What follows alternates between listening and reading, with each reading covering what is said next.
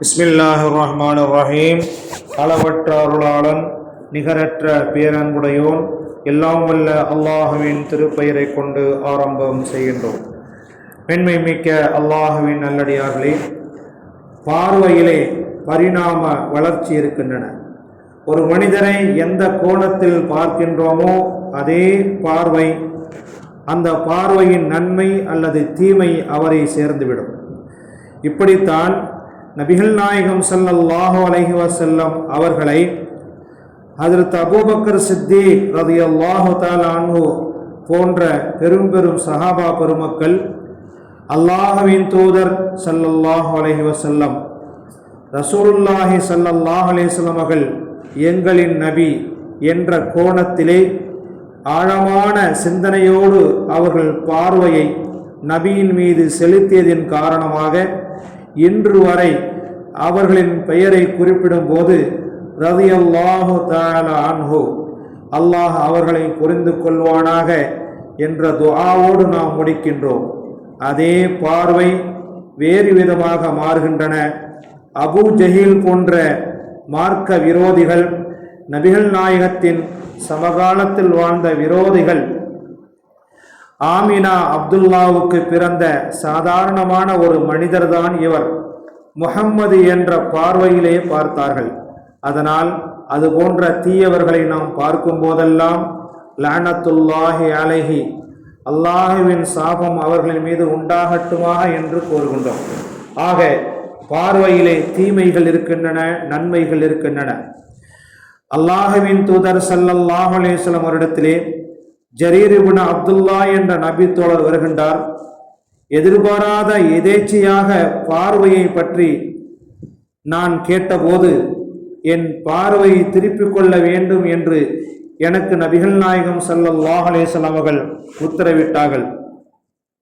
இஸ்லாம் தடை செய்த காரியங்களில் ஒருவர் விழுவதை தடுக்கின்ற விஷயங்களையும் இஸ்லாம் தடுத்துள்ளது.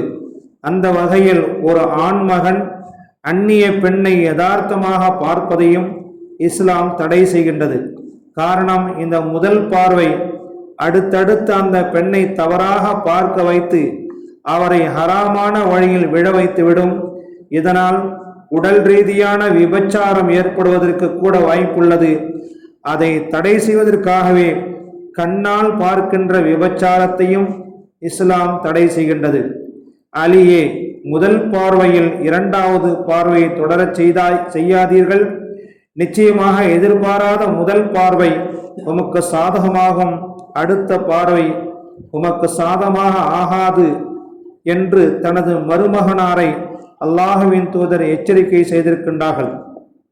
எனவே பார்வையிலே பரிணாம வளர்ச்சி இருக்கின்றன.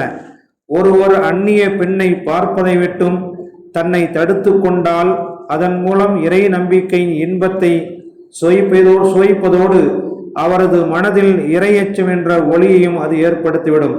அதே நேரம் ஒரு பெண்ணை பார்த்து அவருடைய உருவம் இவரது மனதில் நன்கு பதிந்துவிட்டால் அவரது அறிவை போக்கி அகப்பார்வை குருடாக ஆக்கி அவரது மனதில் ஒருவித தவறான போதையையும் அது ஏற்படுத்திவிடும்.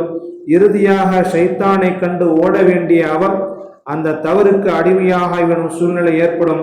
இதன் காரணமாகவே நபிகள் நாயகம் ஸல்லல்லாஹு அலைஹி வஸல்லம் அவர்கள் பார்வையை முதல் பார்வை ரஹ்மத் என்றும் இரண்டாவது பார்வை சாபத்துக்குரிய பார்வை என்பதாக நபி ஸல்லல்லாஹு அலைஹி வஸல்லம் அவர்கள் எச்சரிக்கை செய்தார்கள். ஒரு பெண் ஷைத்தானின் உருவத்தில் முன்னோக்குகின்றால், ஷைத்தானின் உருவத்திலே பின்னோக்குகின்றாள். எனவே உங்களில் ஒருவருக்கு தனது அழகால் ஒரு பெண் ஆச்சரியத்தை தந்து அவரது மனதில் அவள் விழுந்து விட்டால் உடனே அவர் தனது மனைவியை நாடி சென்று விடட்டும். அந்த இச்சையை அவர் தீர்த்து கொள்ளட்டும். காரணம், நிச்சயமாக இந்த செயல் அவரது மனதில் ஏற்பட்ட தவறான சிந்தனையை திருப்பிவிடும் என்று நபிகள் நாயகம் ஸல்லல்லாஹு அலைஹி வஸல்லம் அவர்கள் கூறினார்கள். ஆண்களின் மனதில் பெண்களின் பக்கம் சாய்கின்ற சிந்தனையையும் அவர்களையும் அவர்கள் சம்பந்தப்பட்ட விஷயங்களையும் பார்ப்பதன் மூலமாக ஒருவித இன்பம் ஏற்படுவதனால் பெண்கள் ஷைத்தானுக்கு ஒப்பிடப்படுகின்றார்கள். எனவே அவசிய தேவையின்றி பெண்கள் வெளியே செல்லக்கூடாது என்றும் ஐயாமுல் ஜாஹிலியா என்னும் மடமை காலத்து மக்கள் தங்கள் அலங்காரத்தை காட்டித் திரிந்ததை போன்று நீங்கள் தெரியாதீர்கள். வீட்டிலேயே அமைதியாக இருங்கள். உங்களுக்கான தேவைகள் உங்கள் கணவன்மார்களின் மூலமாக நிறைவேற்றப்படும் என்பதையே மேற்கூறிய ஹதீஸ் நமக்கு தெளிவுபடுத்துகின்றன. பெண்கள் வெளியே செல்லக்கூடாது என்றும் அலங்காரமான பெருமைக்குரிய ஆடைகளை அணியக்கூடாது என்றும் பெண்களை கண்டிக்கின்ற இஸ்லாம் அந்நிய பெண்களையும் அவர்களது ஆடைகளையும் ஆண்கள் பார்க்கக்கூடாது என்றும் எச்சரிக்கை செய்கின்றன. மட்டுமின்றி மேற்கூறப்பட்ட நபிமொழியில் ஒருவர் தனது மனைவியை பகல் நேரத்திலே உறவுக்காக வேண்டி அழைப்பதில் குற்றமில்லை என்பதையும், ஒருவருக்கு அவருடைய இச்சை மேலோங்கும் போது அதை முறையான வழியிலே ஹலாலான முறையிலே பயன்படுத்தி கொள்ள வேண்டும் என்பதையே நபிகள் நாயகம் ஸல்லல்லாஹு அலைஹி வஸல்லம் அவர்கள் கூறினார்கள். நீங்கள் மனைவியிடம் உறவாடுவது கூட சதகா என்று கூறினார்கள். நீங்கள் மனைவியிடம் நெருங்கி உறவாடுவது கூட சதகா என்று கூறிய நபிகள் நாயகம் ஸல்லல்லாஹு அலைஹி வஸல்லம் அவர்கள், யா ரசூலல்லாஹ், தன் இச்சையை தீர்த்து கொள்வதற்காக வேண்டி தன் மனைவியிடம் நெருங்கக்கூடிய ஒரு கணவருக்கு அந்த செயல் எப்படி தர்மமாக ஆகும் என்று கேள்வியாக கேட்ட நபித்தோழருக்கு நபிகள் நாயகம் ஸல்லல்லாஹு அலைஹி வஸல்லம் அவர்கள் பதில் கூறினார்கள், அவருக்கு ஏற்பட்ட மோகம், அவருக்கு ஏற்பட்ட காம உணர்ச்சி, அந்த உணர்ச்சி தவறான வழியிலே அவர் பயன்படுத்திவிட்டால் அது ஹராமாக ஆகிவிடாதா என்று கேட்க, ஆம் என்று அந்த நபித்தோழர் கூற, அப்படியானால் அதே காம இச்சையோடு அதே உணர்ச்சியோடு தன் ஹலாலான மனைவியின் மூலம் தீர்த்து கொண்டால் அது ஹராமுக்கு வழிவகுக்காமல் அதை தடை செய்து ஹலாலான ஒரு காரியத்தை செய்ததற்காக அவர் தர்மம் செய்த நன்மையை பெறுகின்றார் என்று பெருமானார் ஸல்லல்லாஹு அலைஹி வஸல்லம் கூறினார்கள். பார்வை நன்மையும் தருகின்றன, தீமையும் தருகின்றன. எனவே நாம் சரியான முறையிலே பார்வைகளை சரியான முறையிலே பார்க்க வேண்டும் என்பதை மேற்கூறிய நபிமொழி நமக்கு உணர்த்துகின்றன.